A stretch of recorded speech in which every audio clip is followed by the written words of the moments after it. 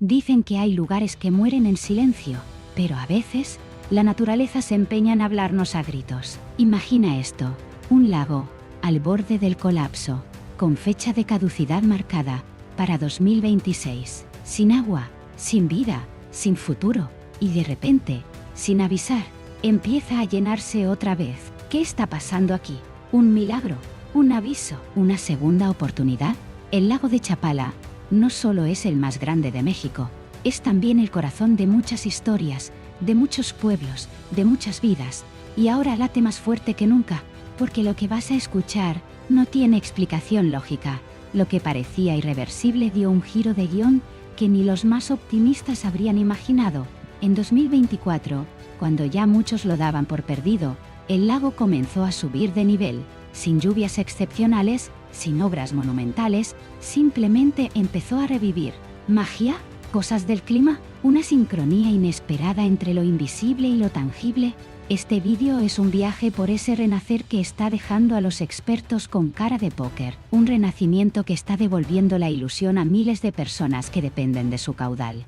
Y no hablamos solo de peces o cultivos, hablamos de identidad, de historia, de conexión, y quizá de algo más grande que aún no alcanzamos a entender. Vamos a desmenuzarlo todo, desde el principio. Y ya que estás, suscríbete, que esto apenas empieza. El lago Chapala no es un charco cualquiera, está en Jalisco y Michoacán, y lleva siglos siendo mucho más que agua estancada. Es un símbolo, es el espejo donde se miran generaciones enteras, es uno de los gigantes de América Latina, y no por casualidad. Imagina una masa de agua que se extiende por unos 100 kilómetros cuadrados. Sí, como 100 campos de fútbol puestos uno al lado del otro, pero rodeados de montañas que parecen guardianes eternos. Entre ellas, la Sierra de San Juan destaca como un coloso tranquilo, que observa y cobija, y cuando el sol cae por detrás de esas montañas, y se refleja en el agua, parece que el tiempo se detiene. No es un lago cualquiera, es un lienzo vivo que cambia con cada estación, con cada suspiro del clima. Y no solo por el paisaje. A orillas del lago hay pueblecitos como Ajíjico, Chapala, que parecen sacados de una postal, calles empedradas, casitas de colores, mercados donde el tiempo pasa más lento. Pero hay algo más, una energía especial, una especie de vibración artística, espiritual. Allí viven pintores, músicos, viajeros, gente que ha encontrado algo en ese lugar que no se puede explicar con palabras. Y mientras tanto, en las aguas del lago, la vida se abre paso, flora, fauna y una biodiversidad que parece sacada de otro planeta. Muchas de esas especies solo existen aquí, como si este rincón tuviera su propio código secreto. Por ejemplo, los peces típicos como la chopa o la tilapia, que no solo alimentan a familias enteras, sino que forman parte del equilibrio invisible que sostiene todo el ecosistema. Pero es que hay más: ranas, serpientes, tlacuaches, una especie de zarigüeya muy curiosa, y árboles gigantes como fresnos y pinos que crecen en los alrededores como si fueran los brazos verdes del lago. Todo eso estaba en peligro. Cada día que pasaba sin agua, el silencio se hacía más fuerte, y la sensación de pérdida, más insoportable, porque más allá del espectáculo natural, Chapala es vida en el sentido más literal. De él dependen campos de cultivo, redes de pesca, puestos de trabajo, familias enteras.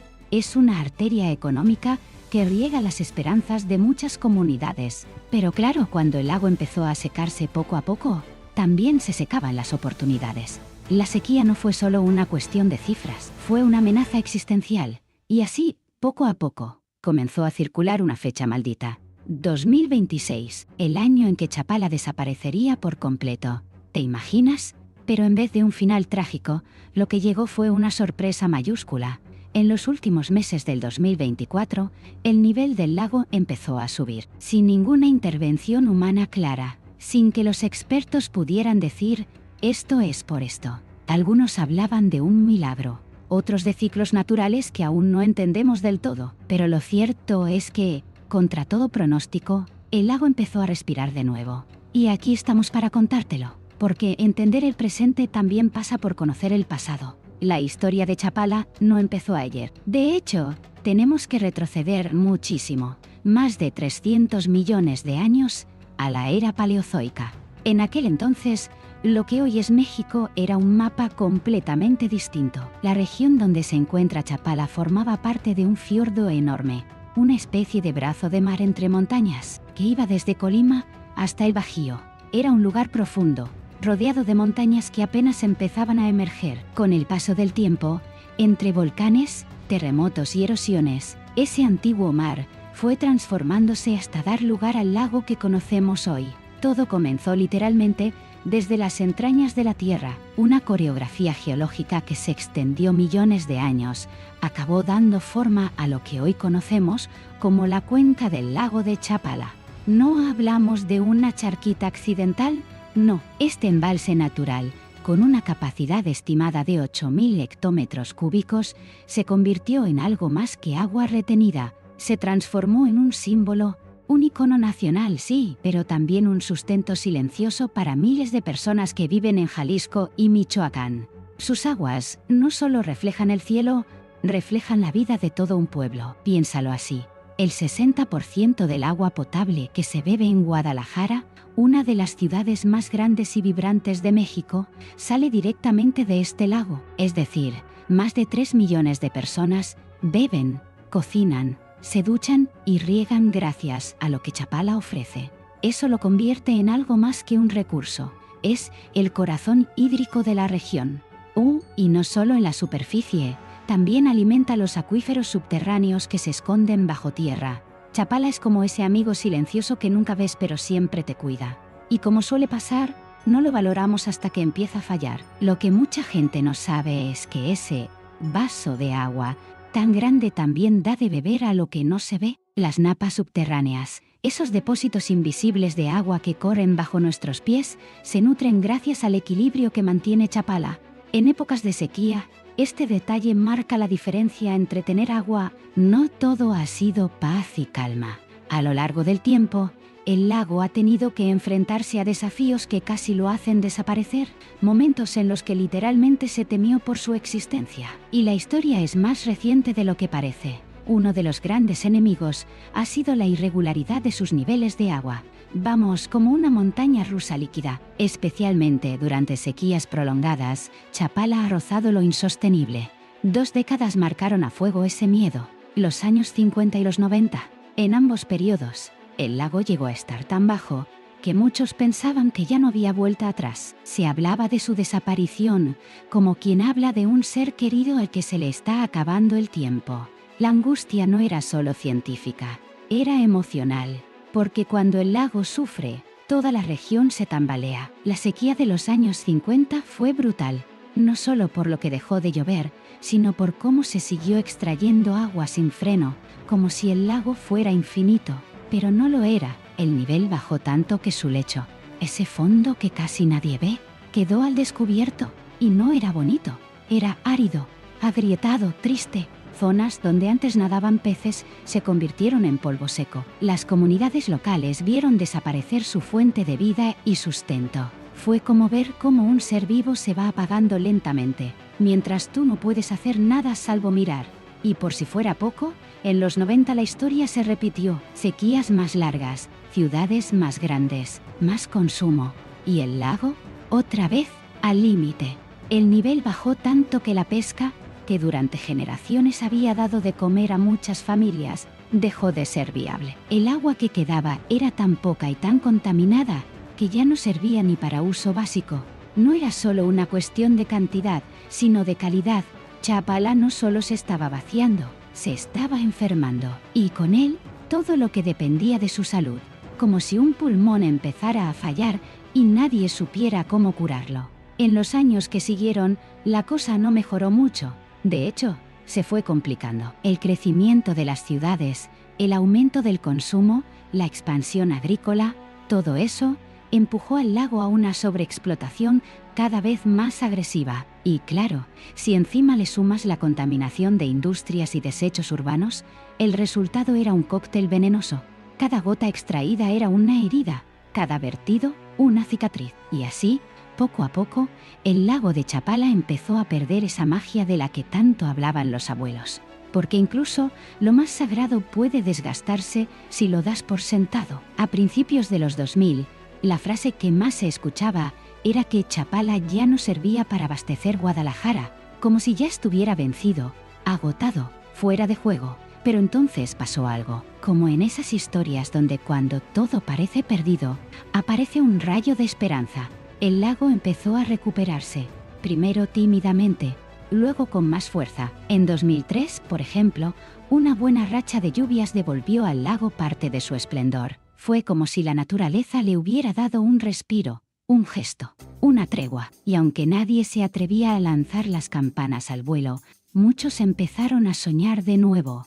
El milagro del repunte no fue casualidad, fue una mezcla rara de ciencia, suerte y tormentas tropicales. Sí, tal cual. Durante un periodo especialmente movidito, los cielos se abrieron a lo grande. Huracanes y lluvias torrenciales comenzaron a alimentar con generosidad la cuenca del río Lerma, que es como la arteria principal que nutre al lago. Chapala volvió a beber, a llenarse, a respirar. Fue como si, después de años ahogándose en sequía, alguien por fin le hubiera dado un trago de vida, y eso cambió todo el panorama, al menos por un rato. En 2010, de pronto, el lago alcanzó un 80% de su capacidad, y no fue solo por las lluvias, que sí, fueron más generosas de lo habitual.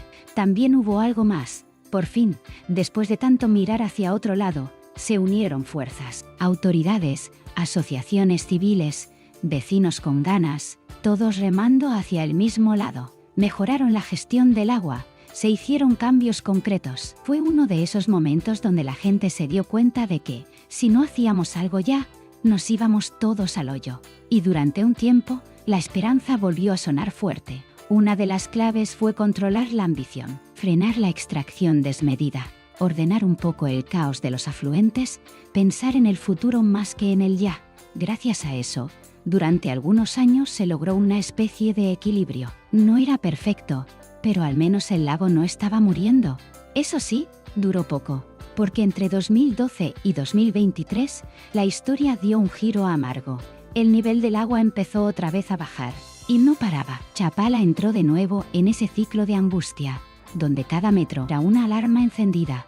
El 2023 fue un año de esos que se quedan grabados. El lago llegó apenas al 35% de su capacidad, casi seco, un vaso a medio beber. La causa, un cóctel de todo: sequía interminable que duró más de 10 años, urbanismo descontrolado, consumo sin mesura, y una relación tóxica con la naturaleza que nadie quería terminar. Chapala no podía más, estaba exhausto, como si llevara años gritando auxilio y nadie lo hubiera escuchado. Y justo cuando parecía que ya no había vuelta atrás, algo cambió. El 2024 fue como ese día en que, sin saber por qué, te levantas y todo empieza a ir bien. De golpe, sin aviso, el lago subió al 63%, fue un subidón del 90% respecto al año anterior. Y no, nadie se lo explica del todo, pero los números no mienten. Volvió a llover a lo grande. Las nubes, que tanto nos ignoraron durante años, se acordaron de Chapala. Y no solo eso, las lluvias fueron las justas, en los sitios correctos. Fue como si el clima, por un momento, hubiera dicho: venga, os doy otra oportunidad. En ese año, los cielos se portaron.